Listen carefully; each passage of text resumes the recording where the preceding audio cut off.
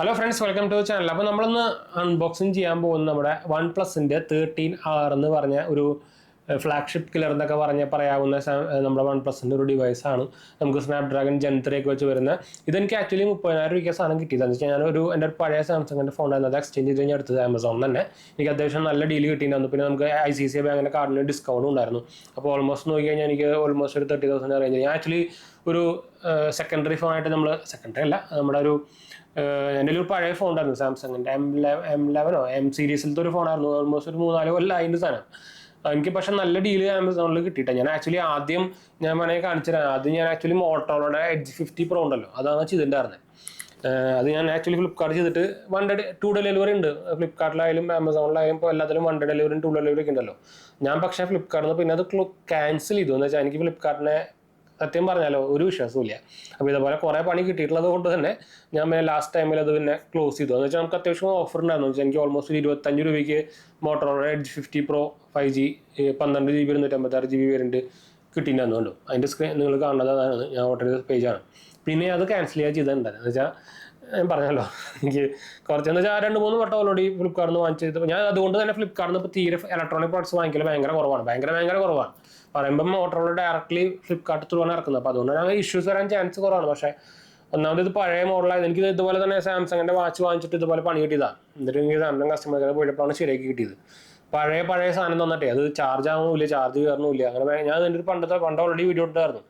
അതുകൊണ്ട് ഞാൻ അത് ക്യാൻസൽ ചെയ്ത് വന്നിട്ട് പിന്നെ ഞാനത് OnePlus 13R ആക്കി. അപ്പോൾ അതിലും എനിക്ക് നല്ല ഡീൽ കിട്ടി. അതിപ്പോൾ 1 ഡേ ഡെലിവറി ആയതുകൊണ്ട് ഇന്നലെ ഞാൻ ചെയ്തു, സാധനം വന്നു. അപ്പോൾ ഇതാണ് ഇതിൻ്റെ കഥ, ഞാൻ അത് ചെയ്യാനുള്ള കഥ. അപ്പം ഈ 30,000 രൂപയ്ക്ക് നോക്കി കഴിഞ്ഞാൽ സാധനം നല്ല ഡീൽ തന്നെ വേണമെങ്കിൽ പറയാം. അപ്പോൾ എന്തായാലും നമുക്ക് അൺബോക്സ് ചെയ്യാം. ഇത് ആക്ച്വലി ബ്ലാക്ക് കളറാണ്, 12 GB 256 GB വേരിയൻ്റ് ആണ്. ഇതിൻ്റെ MRP ഒക്കെ 44,000-45,000 രൂപയ്ക്കാണ്. പക്ഷേ നമുക്കിത് സെല്ലിംഗ് പ്രൈസ് വരുന്നത് 49,999 ആണ്, 42,999 ആണ്. പക്ഷേ നമുക്ക് ICICI ബാങ്കിൻ്റെ ഡിസ്കൗണ്ടും കാര്യങ്ങളൊക്കെ ഉണ്ട്. അപ്പോൾ ഓൾമോസ്റ്റ് ഒരു 38-39 രൂപയ്ക്ക് റേഞ്ച് നമുക്ക് കിട്ടുന്നുണ്ട്. എക്സ്ചേഞ്ച് ഇല്ലെങ്കിൽ എക്സ്ചേഞ്ച് ഉണ്ടെങ്കിൽ നിങ്ങൾക്ക് അതിലും ഡിപ്പെൻസ്. അപ്പോൾ നിങ്ങളുടെ ഫോൺ ഏതാ അതിനനുസരിച്ച് കുറവും. ഇതിൻ്റെ സാർ വാല്യൂ ഇത് മെയ്ഡ് ഇൻ ഇന്ത്യ സാധനമാണ് കേട്ടോ. അപ്പോൾ ഇതിൻ്റെ പാക്കേജിങ് കാര്യങ്ങളൊക്കെ നമ്മുടെ നോർമൽ ഇപ്പം നിങ്ങൾക്ക് അവിടെ കാണുന്നുണ്ടായിരിക്കും. OnePlus 13ൻ്റെ പാക്കേജിങ് കൊണ്ട് ഇരിക്കുന്നുണ്ട്. സിമിലർ ആണ്, വലിയ ഡിഫറൻസ് ഒന്നും ഇല്ല. അപ്പോൾ നമ്മളോട് OnePlus 13ൻ്റെ കുറച്ച് കാലം മുമ്പേ ചെയ്തതാണ് അൺബോക്സിങ് കാര്യങ്ങളൊക്കെ. അപ്പോൾ ഇത് എനിക്ക് തോന്നുന്നത് made in India, Oppo mobiles India private limited, Uttar Pradesh, അവരുടെ ഫാക്ടറിയിൽ ഉണ്ടാക്കുന്നതാണ്.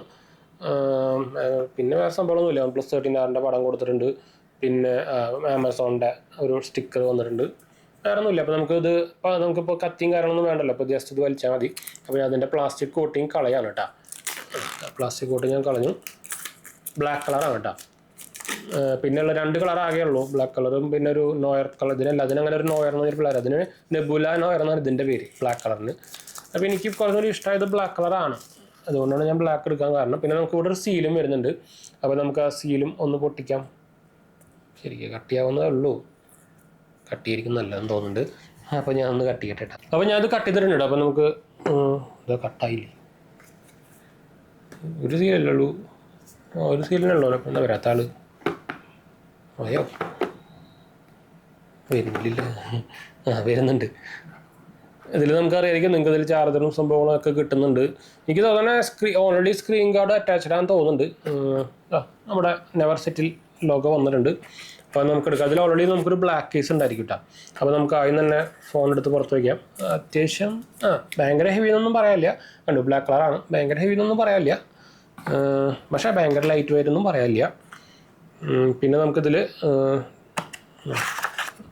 അതിൽ നമുക്കിപ്പോൾ ചാർജറും അതുപോലെ തന്നെ കേബിൾ വരുന്നുണ്ട്. ഒരു സിം എജക്ടർ ടൂൾ നമുക്ക് ഇവിടെ വരണം. പണ്ട് നമ്മുടെ ഇതിൻ്റെ കൂടെയായിരുന്നു വരാറ്, നമ്മുടെ ഈ ഒരു ഇതേപോലത്തെ ഒരു കടലാസിൻ്റെ പിന്നിലായിരുന്നു. അപ്പോൾ അതില്ല, അപ്പോൾ അതവർ മാറ്റിയിട്ടുണ്ട്. അപ്പോൾ നമുക്ക് വേണ്ടതിൽ വേറൊരു ചാർജർ ഉണ്ട് ഓൾറെഡി.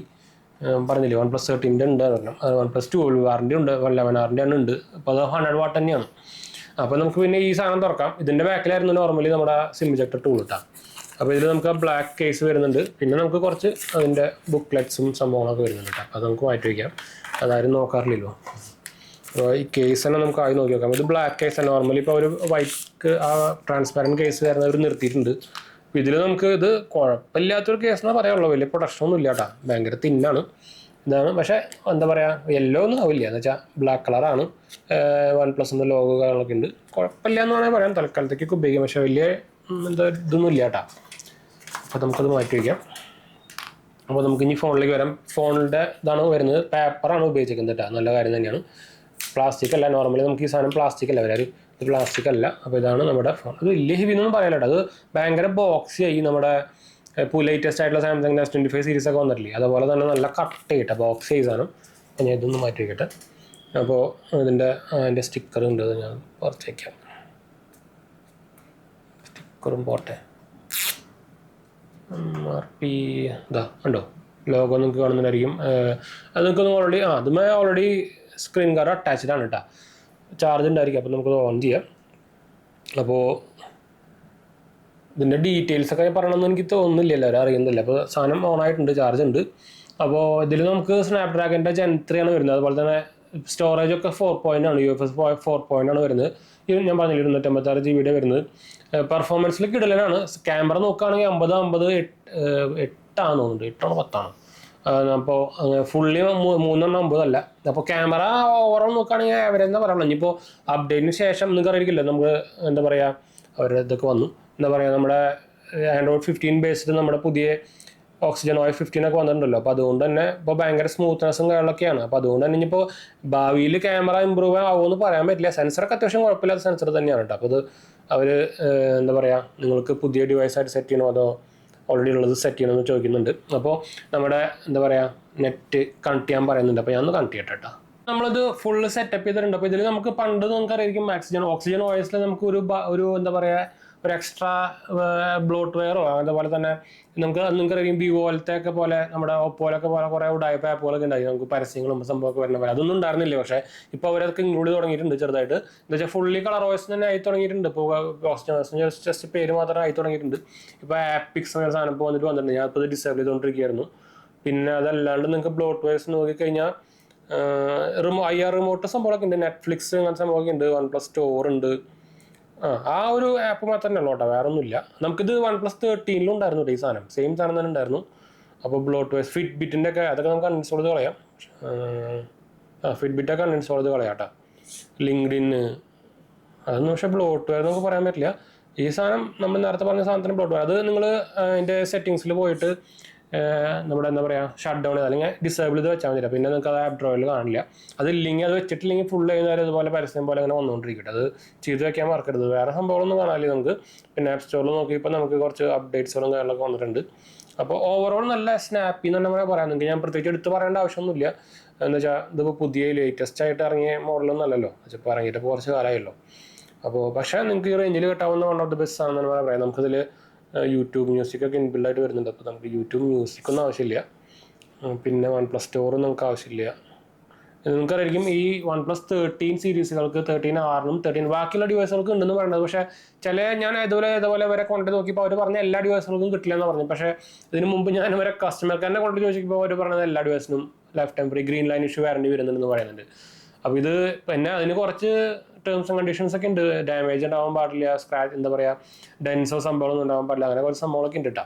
എന്നാലും നമുക്ക് ലൈഫ് ടൈം ഫ്രീ വാറണ്ടി എന്ന് പറഞ്ഞാലും നമുക്കിതിന് എത്രയും കാലമാണോ ഇതിൻ്റെ പാർട്സ് അവൈലബിൾ ആവുക അതാണ് ലൈഫ് ടൈം ഫ്രീ വാറണ്ടി. അതായത് ഇപ്പോൾ 10 കൊല്ലം കഴിഞ്ഞിട്ട് ഇതിന് ലൈഫ് ടൈം ഫ്രീ വാറണ്ടി എന്ന് പറഞ്ഞിട്ട് ഒന്നാമത് ഇതിൻ്റെ പാർട്സ് ഒന്നും അവൈലബിൾ ആയിരിക്കില്ല 10 കൊല്ലം കഴിഞ്ഞിട്ടൊന്നും. അപ്പോൾ എത്ര കാലം വരെയാണോ ഇതിൻ്റെ പാർട്സ് അവൈലബിൾ ഉള്ളത് അത്രയും കാലം നമുക്ക് നമ്മുടെ ഗ്രീൻ ലൈൻ ഇഷ്യൂവിന് ഇതിന് ലൈഫ് ടൈം ഫ്രീ വാറണ്ടി വരുന്നുണ്ട് കേട്ടോ. OnePlus 13-നും 13R-നും. അപ്പോൾ അതൊരു നല്ല കാര്യം തന്നെയാണ്. നമുക്ക് ബാക്കിയെല്ലാം നിങ്ങൾക്ക് ഓൾറെഡി അറിയാവുന്ന എല്ലാവരും പറഞ്ഞ സംഭവം തന്നെയാണ്. അപ്പോൾ എനിക്ക് ആക്ച്വലി ഇത് 30,000 രൂപയ്ക്ക് കിട്ടിയത് നമ്മൾ എക്സ്ചേഞ്ച് ഓഫർ ആമസോണിൽ എടുത്തത് കൊണ്ടാണ്. അപ്പോൾ നല്ല അത്യാവശ്യം കുഴപ്പമില്ലാത്ത എക്സ്ചേഞ്ച് ഓഫർ കിട്ടുന്നുണ്ട് തോന്നുന്നു. അതുപോലെ മാത്രമല്ല ഏപ്രിൽ 5-ാം തീയതിയോ അല്ലെങ്കിൽ ഏപ്രിൽ ഫസ്റ്റ് വീക്ക് തന്നെ നമുക്ക് സെയിൽസ് വരുന്നുണ്ട്, സമ്മർ സെയിൽസ് വരുന്നുണ്ട്. അപ്പോൾ അതിൽ എനിക്ക് തോന്നുന്നത് ഇതിൻ്റെ പ്രൈസ് കുറച്ച് കുറയും. പക്ഷേ എന്തായാലും അവർ എന്തെങ്കിലും ഡിസ്കൗണ്ടിലോ അല്ലെങ്കിൽ കാർഡ് ഡിസ്കൗണ്ടിൽ എന്തെങ്കിലും ഒരു ട്വീറ്റ് വരാൻ സാധ്യതയുണ്ട്. അപ്പോൾ എന്തായാലും ഇപ്പോൾ ഇട്ട അതേ പ്രൈസ് തന്നെ കിട്ടാൻ സാധ്യതയുള്ളൂ. പക്ഷേ നിങ്ങളിപ്പോൾ എക്സ്ചേഞ്ച് ഒന്നും ചെയ്യാണ്ട് എടുക്കാനുള്ള ആളാണെങ്കിൽ നിങ്ങൾക്ക് ആ സമ്മർ സെയിൽസ് എടുക്കായിരിക്കും നല്ലതെന്ന് വെച്ചാൽ നമുക്ക് കാർഡ് സെയിൽസും അല്ലാണ്ട് തന്നെ നമുക്ക് ആ പ്രൈസിന് 39 രൂപയ്ക്കാണ് നമുക്ക് ആ കാർഡ് ഓഫറിലാണ് തന്നെ കിട്ടാനുള്ള ചാൻസ് കൂടുതലാണ്. അതിപ്പോൾ നമുക്ക് കാർഡ് ഓഫർ ഇല്ലാണ്ടാണ് 38 രൂപയ്ക്ക് നമുക്ക് കിട്ടിയത്. അത് മാത്രമല്ല നമുക്ക് എക്സ്ചേഞ്ച് ഇട്ടിട്ടാണ് നമുക്ക് ഓൾമോസ്റ്റ് 30 രൂപയ്ക്ക് റേഞ്ചിൽ കിട്ടിയത്.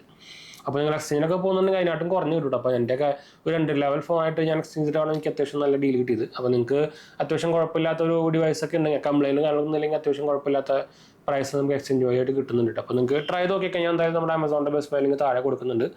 അതുപോലെ തന്നെ എന്തെങ്കിലും സംശയം അല്ലെങ്കിൽ എന്നെ കമൻറ്റ് ചെയ്താൽ മതി. നമ്മളെല്ലാ കമൻറ്റ് ബ്ലോഗിലാണ്.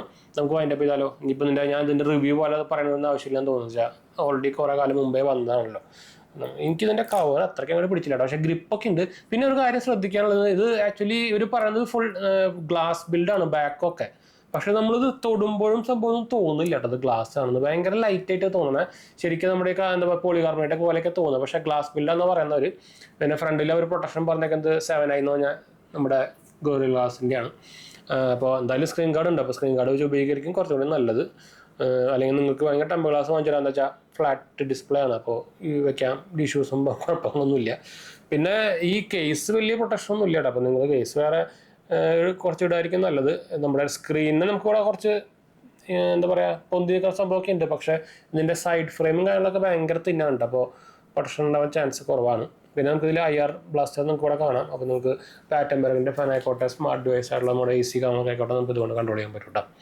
അപ്പോൾ നിങ്ങൾക്ക് ആ റേഞ്ചിൽ നല്ലൊരു സാധനം നോക്കുന്നുണ്ടെങ്കിൽ അതിൽ പ്രത്യേകിച്ച് പെർഫോമൻസ് ആയിട്ട് നോക്കുന്നുണ്ടെങ്കിൽ അതിൽ റെക്കമെൻഡഡ് സാധനമാണ് 13R. അപ്പോൾ ഞാൻ ഇതിൻ്റെ ബെസ്റ്റ് ബൈ ലിങ്ക് താഴെ കൊടുത്തിട്ടുണ്ട്. അപ്പോൾ നമുക്ക് വൈൻഡ് അപ്പ് ചെയ്യാം. അടുത്ത കാണാം.